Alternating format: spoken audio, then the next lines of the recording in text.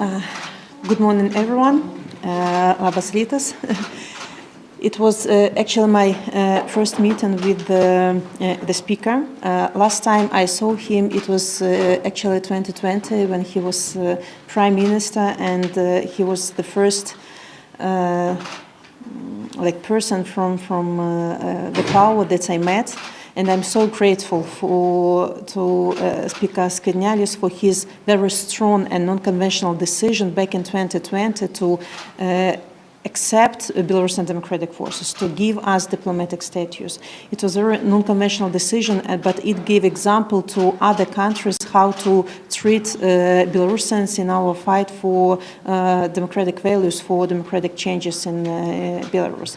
And of course, since then, for 4 years, we felt huge support from Lithuanian government, from Lithuanian parliament, both all the parties, and believe me, you are contributing so much to our fight, because we are in very difficult, situation when repressions in Belarus continue, when people are detained every day. But despite of this, people continue to fight, maybe non-visible, maybe underground, but energy is still there, and we are preparing for the window of opportunities when Lukashenko will be as weak as possible, and Belarusian society will be strong enough to be on the streets again to defeat this regime.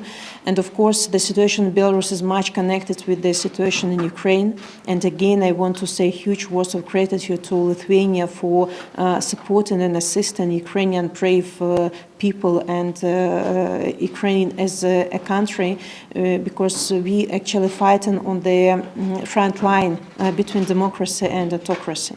And of course, Lithuania that lost many people in your fight for democratic changes understand us, who sacrifice a lot to achieve what you have achieved more than 30 years ago. And we are encouraged by you, we are inspired by you, and all the strong people in government and parliament and all the Lithuanians. So be with us. It's a difficult path. But we need strong allies and strong partners and strong nations who are supporting us in this difficult period of time. Thank you. Are there any plans opposition would do after elections? So what's going to happen in Belarus at the end of January has nothing in common with elections. In the country where all the media are liquidated, all the NGOs are ruined, all the parties are also liquidated, and political leaders are in prison or in exile, it's impossible to hold free and fair elections. Free and fair elections, this is our aim, this is what we want. But in this situation, it will be fake and farce, imitation. It will be Lukashenko's ritual of his reappointment, I would say. And of course, we encourage our democratic partners not to recognize these so-called elections. There is no necessity to explain anything to Belarusian people, because after this ritual, Lukashenko will not be legitimate in the eyes of Belarusian people. But of course, we wait that our allies and partners will also declare this that Lukashenko illegitimate, that he doesn't have right to represent Belarus, and nobody will return to business as usual with Lukashenko. As for democratic forces, of course, we will continue to fight with the dictatorship. We have strengthened so much agents of democratic forces on international arena. We really feel trust and support from Belarusian people. So we'll, continue to put as much pressure as possible on Lukashenko's regime to strengthen civil society, strengthen our national identity, and strengthen our ties, between Belarusians and other nations, like here, Belarusian-Lithuanian ties. And we'll continue to help Belarusian people on the ground, in exile, to help political prisoners, to assist Ukraine as much as we can, because this period is not just, for after so-called elections, nothing actually will change in Belarus, but we have to weaken regime as much as possible. And of course, for this, we need support and bravery of all other nations. Other than stating that the election was illegitimate, what else do you expect from Lithuanian government in terms of the upcoming re-election of Lukashenko? So I think that Lithuanian Parliament will adopt resolution about non-recognition of these so-called elections. Also, there will be statement from the government just to make clear for illegitimate Lukashenko that he doesn't have right to represent. Of course, we'll continue to cooperate with the Lithuanian Parliament in the frame of parliamentary group for democratic Belarus. Also, we want to coordinate more our positions and actions with the different departments, in Parliament, like with the Foreign Affairs Committee, with Defense Committee, because we have rather a lot inside information, to share. Also we want to discuss more Lithuanian-Belarusian relationship, state of Belarusian people here in Lithuania, because there is a little bit of stress between our nations at the moment, and we want to have more understanding between our nations. Of course, we want to raise more issue of political prisoners in Belarus, to discuss it more, to explain it to Lithuanian people what's happening in Belarus regarding repressions and brutality. Also, it's very important for us to work on inter-parliamentary level. Like, we have groups for democratic Belarus in 24 parliaments, and it's very important that parliamentarians are communicating, at least in European Union, communicating between each other. And also there are so many representatives of Lithuanian Parliament in different parliamentary assemblies, like Parliamentary Assembly of Council of Europe and PA NATO and so on and so forth, where really Lithuanian deputies are our voices. They really advocate for Belarus, and it's so important for us that Belarus is not forgotten, to explain how fate of Belarus and Ukraine are intertwined, that we are waiting, for some negotiations between Russia and Ukraine, and it's very important that there should be Belarusian aspect there, that Belarus will not be given to Putin as consolation prize during these negotiations, that there should be demand to Russian government that Russian troops have to be withdrawn not only from Ukraine but also from Belarus, including nuclear weapon, that they can't interfere into Belarusian internal affairs, and to give Belarusian people opportunity to choose our future ourselves. Previously you mentioned the window of opportunity. Yeah. When do you think that window is visible, or even is it visible in the near future? I'm absolutely sure that such window of opportunity will appear. It might be connected with the outcome of the war in Ukraine, and it should be victory, of course, because victory of Ukrainians will give opportunity for us, to uprise again and to feel stronger. Though, Lukashenko is not immortal. We are working so much to split elites, inside Belarus, to encourage people to, not to be scared, by this regime. So something can happen in Russia. Something can happen in different post-Soviet Union countries. So it might be any black swan appearing on the scene. So what's important is that we have to be prepared for this window of opportunity. People on the ground should be consolidated. Our agents of democratic forces in exile should be visible and strong enough to take the power. Because in this moment of opportunity, there will be only two alternatives: or Russia coming to Belarus, or democratic forces. and it's very important for us, and I suppose it's very important for our Western allies that Belarus will be returned to European family of countries, we really want to be reliable partners and neighbors, not the source of constant threat to our neighbors. You mentioned the stress between Lithuanian and Belarusian people. What do you expect from the new government in terms of reducing the stress? Do you expect certain legislative measures or, other? First of all, I think that it should be a dialogue between Belarusians and Lithuanian people.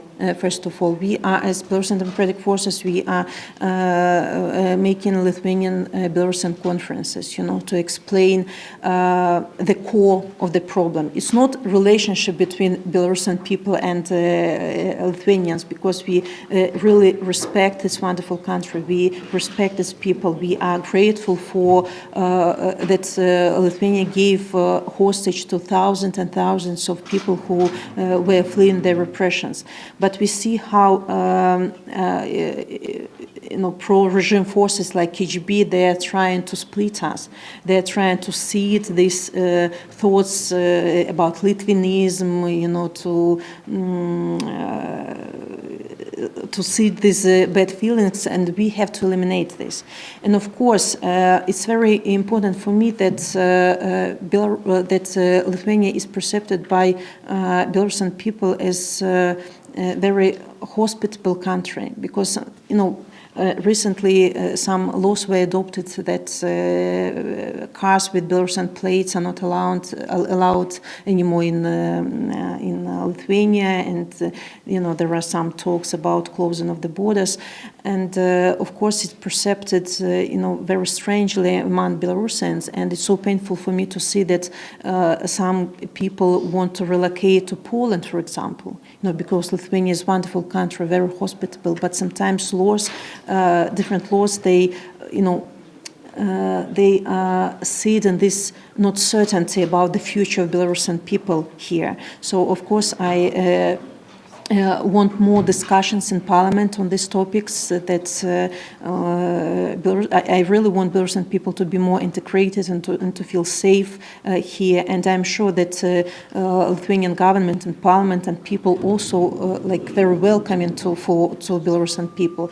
But this, KGB, work leave its traces. Thank you.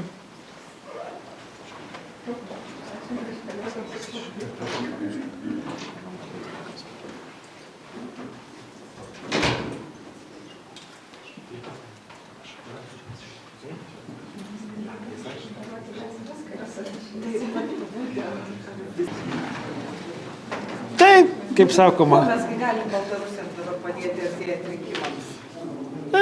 Turbūt svarbiausia žinia, kad to proceso, kas bus Baltarusijos rinkimais, vadinti negalime. Tai nebereikia laukti, kai įvyks tas farsas ir tada kažkokius tai sprendimus politinius daryti. Tiesiog iš anksto galima tą prezimuoti, kad su rinkimais nieko bendro neturime. Tai tiesiog dar kartą situacija tokia, kad matyt ponas Lukašenka nusprendė, tik dar nežinom, kiek procentų balsų nuspręs, kad būtų, dar save 5 metams legitimizuoti šitus pareigose.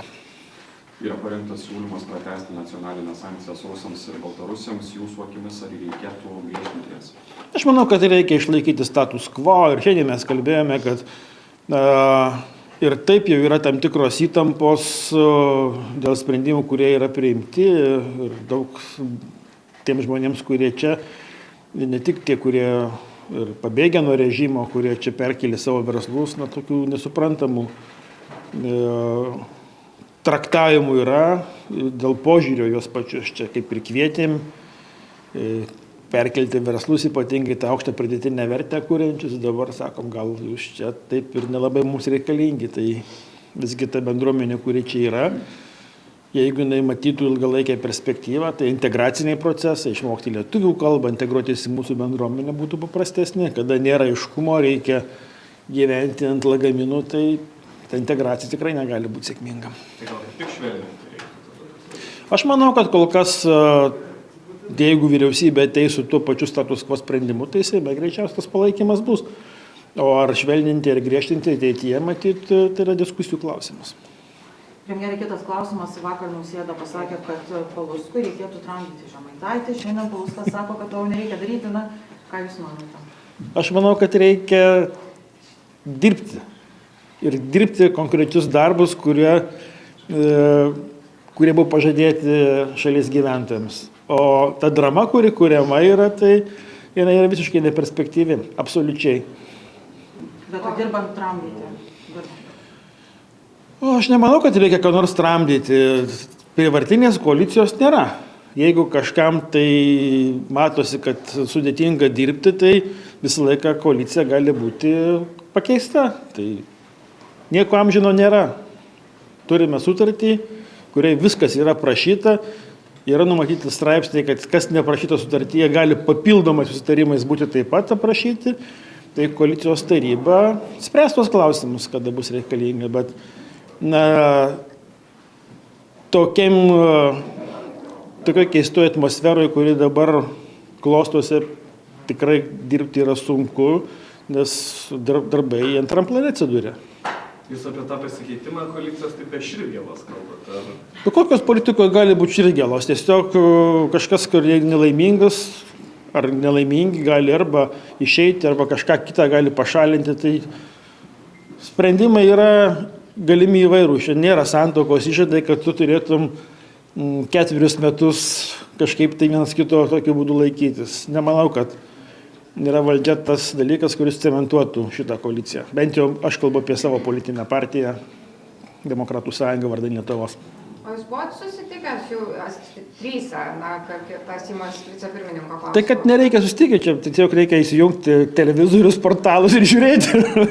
Tai aš manau, kad reikia galbūt mažiau kalbėti į kameras, o susitikti ir ieškoti sprendimų, kurie yra, nes dabar prasideda interpretacijos, versijos keičiasi, labai įdomu iš šalies stebėti, kaip viskas kinta nuo tų prisiminimų, kas ten kada, kaip buvo, kas kam pasakė, kokios realybės yra. Taip. Bet žodinio susitarimo nebuvo, nes Žemaitaitis apie jį būtent ir šneka. Tai matau, susitarimas žodinis, jisai reikalingas ir galėjo būti tarp signatarų. Su šio susitarimo, tarp signatarų tokio žodinio susitarimo nebuvo. O tas, kas buvo pažadėta žodžiu, tai niekas nesikeičia. Remigijui Žemaitaičio partijai arba jam pačiam yra palikta vicepirmininko vieta. Nėra užimta, nėra teikiamas kitas asmuo.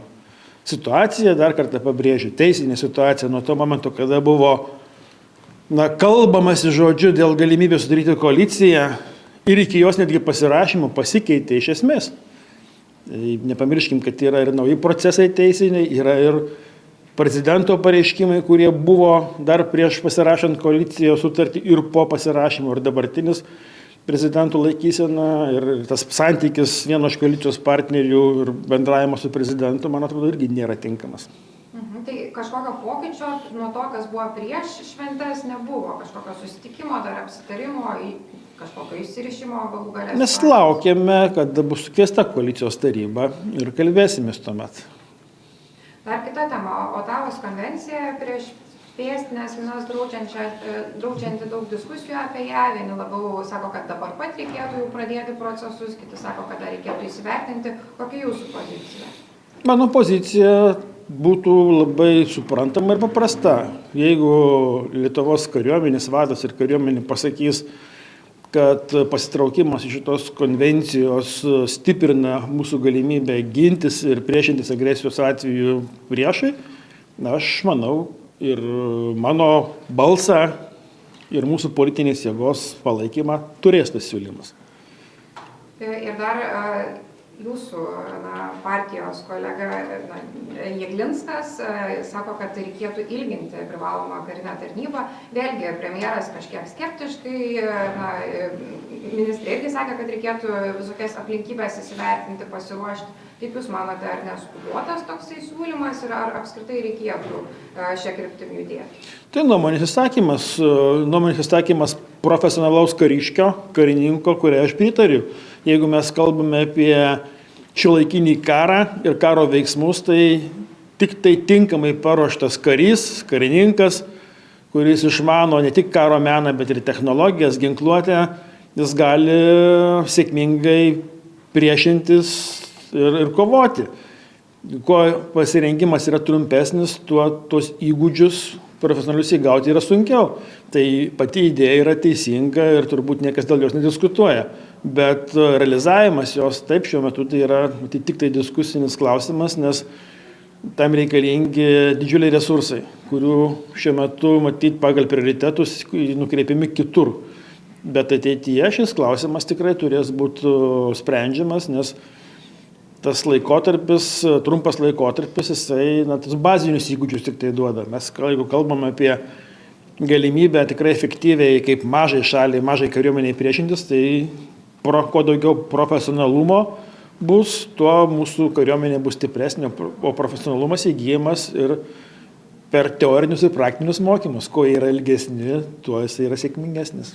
Ir dar kolegos nerimsta, kad perklausiau dėl Žemaitaičio, dėl tos Nemuno aušrai skirtos Seimo vicepirmininko pozicijos. Tai ar buvo konkrečiai jam pažadėta, ar tiesiog bendrai, kad šita partija turės 2 Seimo vicepirmininko pozicijas? Tai yra pažadėta, kad turės 2 pozicijas, tai buvo sutarta ir viena iš pozicijų galėtų būti Remigijus Žemaitaitis. Tokios kalbos buvo, tokie svarstymai buvo.